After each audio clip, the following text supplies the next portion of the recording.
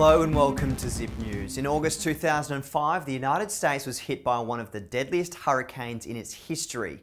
A decade on, we take a moment to reflect on a storm that devastated the nation on a number of levels. Katrina formed over the Bahamas on August the 23rd. The warning signs were absent early on. She only strengthened into a hurricane 2 hours before making landfall in Florida on the 25th.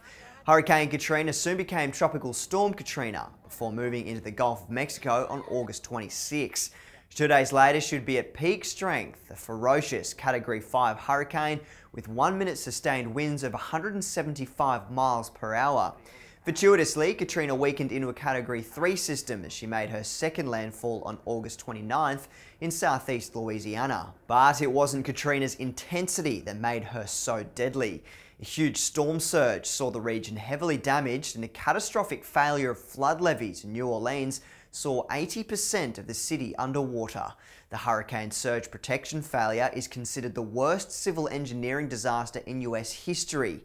It prompted a lawsuit against the US Army Corps of Engineers and the designers and builders of the levee system. There were heroes. The US Coast Guard rescued some 34,000 people in New Orleans alone, but local, state and federal governments were clueless. The Federal Emergency Management Agency took days to establish operations in New Orleans.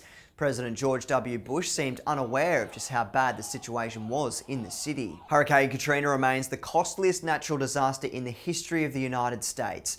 President Bush sought $108 billion for repairs and reconstruction in the region, which didn't account for interruption to the oil supply, destruction of the Gulf Coast's highway infrastructure, or exports of commodities such as grain. In all, the hurricane killed nearly 2,000 people, displaced hundreds of thousands, and affected some 90,000 square miles of the United States.